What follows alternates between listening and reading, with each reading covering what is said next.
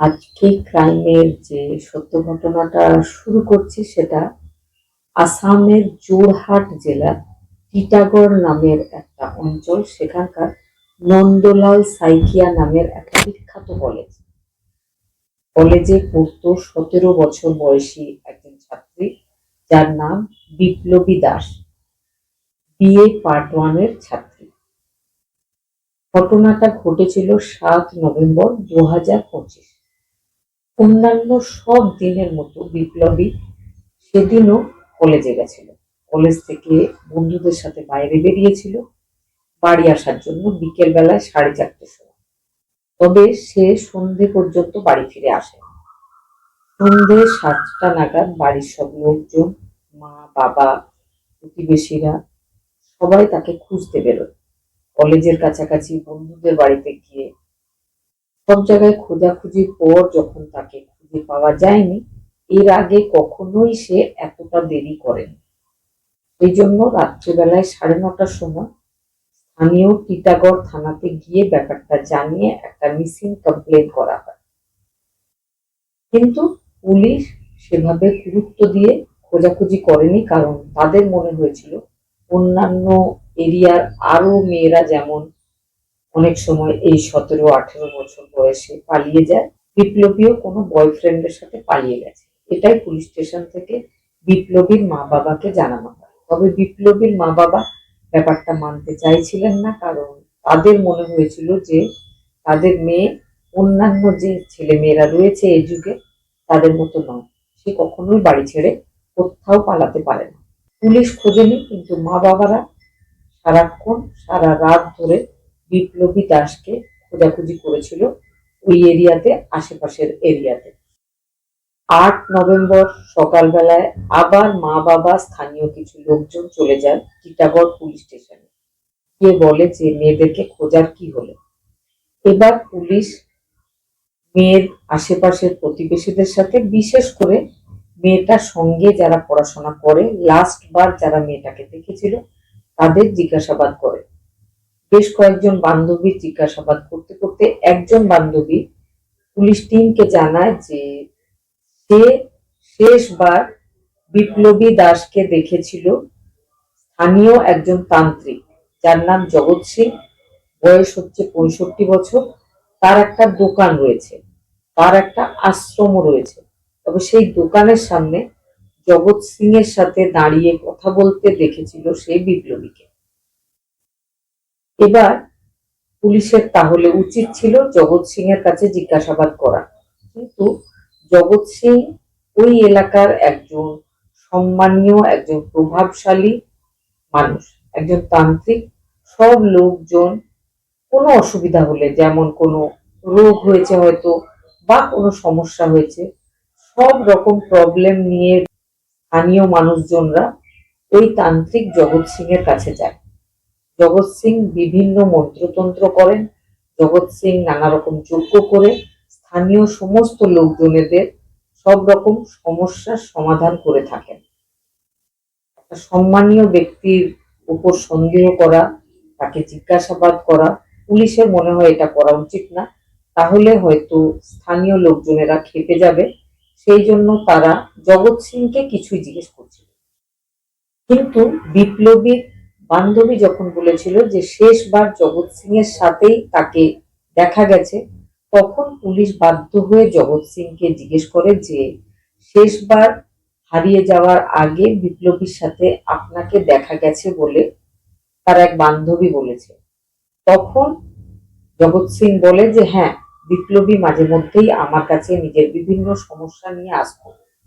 তো সেদিনও সে ওই রকমই একটা সমস্যার ব্যাপারে রাস্তায় দেখা হওয়ার পর আমার দোকানের সামনে দাঁড়িয়ে কথা বলেছিল, বলে সে চলে গেছিল।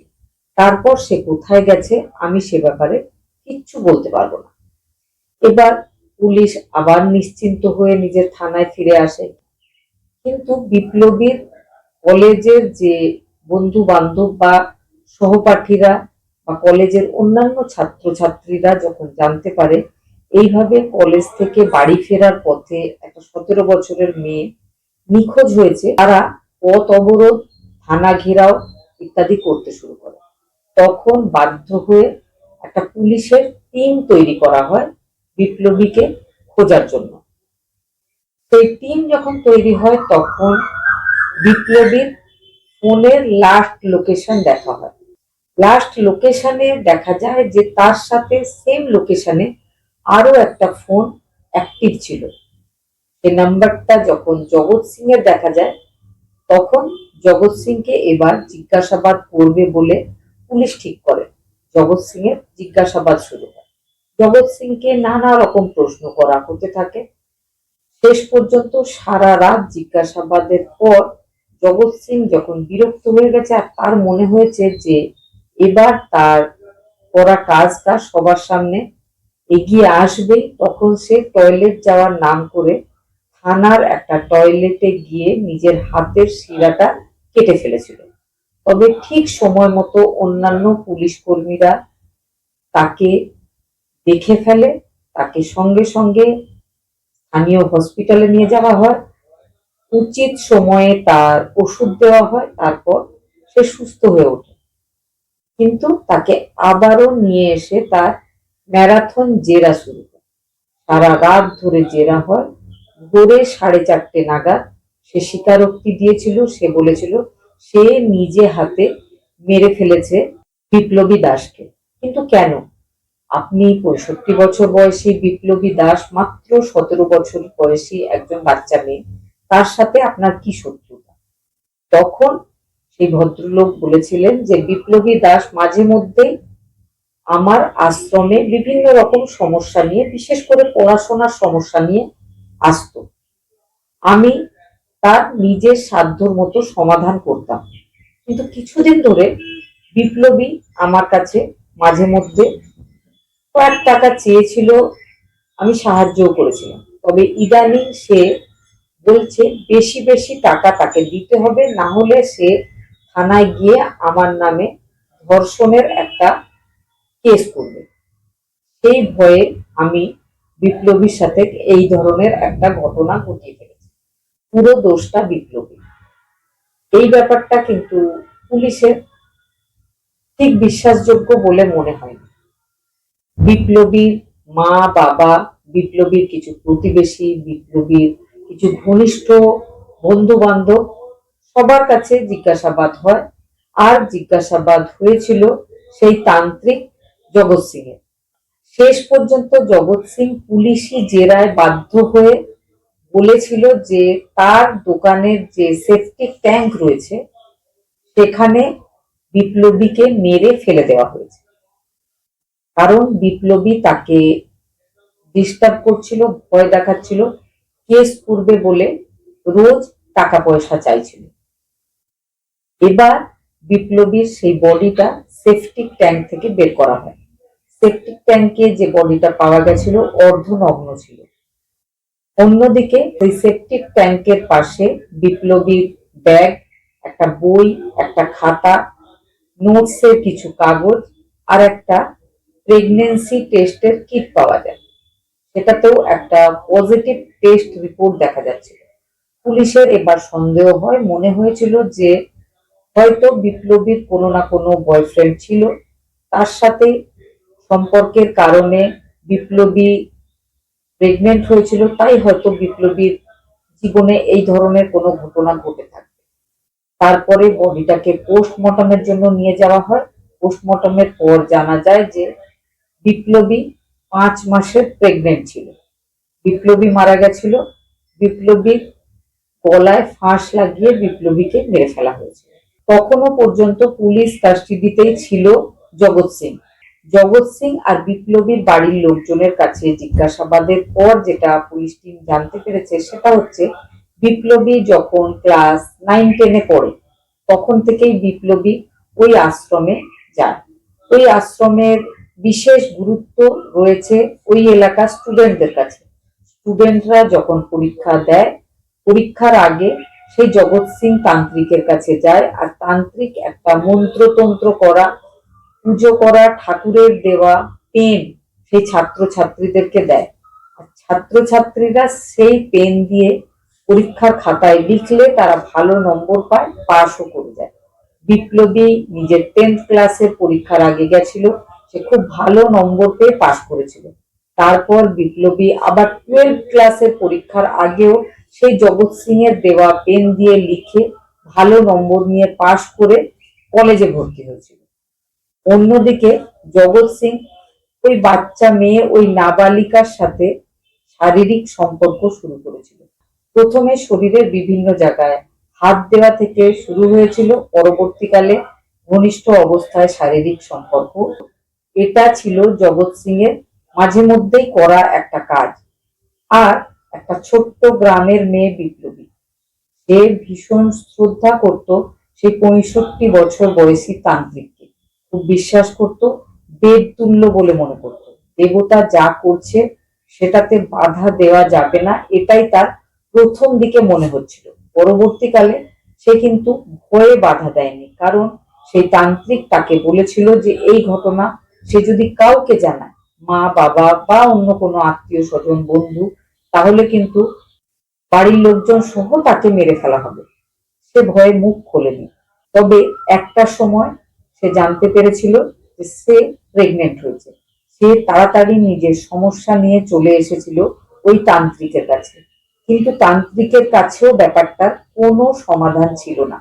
সে বুঝতে পারছিল না যে সে কি করবে, কারণ সময় অনেকটাই পেরিয়ে গেছিল, বিপ্লবী লক্ষ্যই রাখেনি। এবার কি করা যাবে? এবার যদি বিপ্লবীকে অ্যাবর্শন করানো হয় বা কোনো ওষুধ খাইয়ে বাচ্চাটাকে মিসক্যারেজ করিয়ে দেওয়া হয়, তাহলে কিন্তু জীবন সংশয় ঘটতে পারে বিপ্লবীর। এই কথা ভেবে কোনো স্টেপ নিতে ভয় পাচ্ছিল জগৎ সিং।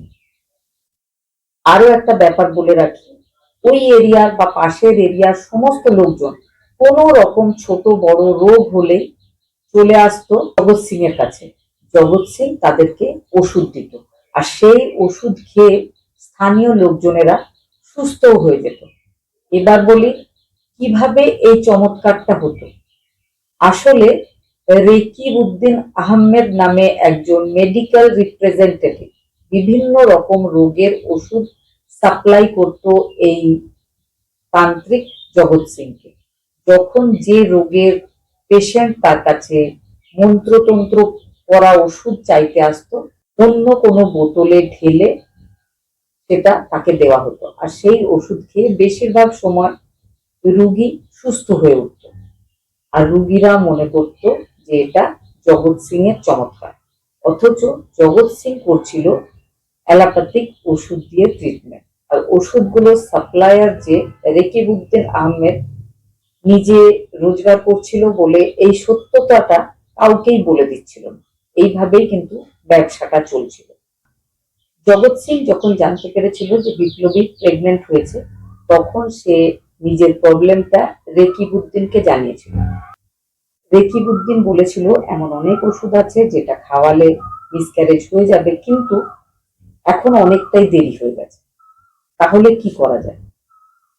এবার কোনো রাস্তা না দেখতে পেয়ে জগৎ সিং এর দুজন ছেলে ছিল, যাদের নাম ছিল কার্তিক আর জীবন। একজনের বয়স 32 বছর, একজনের বয়স 35 বছর। একজন স্থানীয় একটা গ্যারেজের মালিক, আর অন্যজন ছিল সেখানকার একটা স্টেশনার শপের মালিক। তাদেরকে যখন তাদের বাবা ঘটনাটা জানায়, তো দুই ছেলে আর বাবা তিনজন প্ল্যানিং করে ভেবে ফেলে যে বিপ্লবীকে মেরে ফেলতে হবে। কারণ বিপ্লবী যদি বেঁচে থাকে আর তার সঙ্গে যে ঘটনা ঘটেছে সেটা ওই এরিয়ার লোকজন জানতে পারে, তাহলে কিন্তু তিনজনেরই ব্যবসা উঠে যাবে। তিনজনকে মারধরও করবে ওই এলাকার লোকজন, তারা আর বিশ্বাস করবে না জগৎ সিংকে। তিনজন মিলে প্ল্যানিং করেছিল। ঘটনার 1 মাস আগেই কিন্তু জগৎ সিং জানতে পেরেছিল বিপ্লবী প্রেগনেন্ট হয়েছে।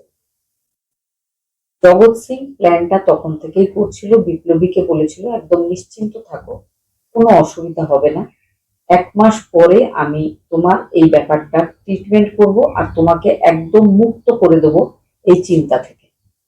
তারপর থেকেই বিপ্লবী নিশ্চিন্তও ছিল আর স্বাভাবিকভাবে ব্যবহার করছিল বন্ধু বান্ধব আর বাড়ির লোকজনের সঙ্গে, কাউকে কিচ্ছু বলছিল না। সেই ঘটনার দিন মানে 7 নভেম্বর তাকে ওই দোকানের সামনে ছেলের দোকানের সামনে দেখা করতে বলেছিল জগৎ সিং। বিপ্লবী সেখানে চলে যায়, বিপ্লবীকে ডেকে সেই দোকানের ভেতর দিকে নিয়ে যাওয়া হয়। বিপ্লবী আর জগৎ সিং কথা বলছে, সেই সময় দোকানের শাটার বন্ধ করে বাইরে অপেক্ষা করছে জগৎ সিং এর ৩২ বছর বয়সী আর ৩৫ বছর বয়সী দুই ছেলে। জগৎ সিং হঠাৎ করেই একটা ওড়না দিয়ে গলায় ফাঁস লাগিয়ে মেরে ফেলেছিল বিপ্লবীকে। তারপরে বডিটাকে ওই দোকানেই ফেলে রাখা হয়। দোকান বন্ধ করে বাবা ছেলে সবাই বাড়ি চলে যায়। তারা ভেবেছিল পরে ওই বডিটা নিয়ে গিয়ে অন্য কোথাও ফেলে আসা হবে। আর বিপ্লবী প্রেগনেন্ট দেখতে পেয়ে পুলিশ বুঝতে পারবে, স্থানীয় লোকরাও বুঝতে পারবে যে বিপ্লবীর নিশ্চয় কোনো না কোনো বয়ফ্রেন্ড ছিল, তার থেকে সে প্রেগনেন্ট হয়েছে, আর লজ্জায় সে নিজেকে শেষ করেছে বা তার বয়ফ্রেন্ড তাকে শেষ করে দিয়েছে। কিন্তু স্থানীয় লোকজনেরা হইচই শুরু করে, বিপ্লবীকে খোঁজাখুঁজি শুরু করে। রাত্রে কেউ ঘুমায়নি, সবাই বিপ্লবীকে খুঁজছিল।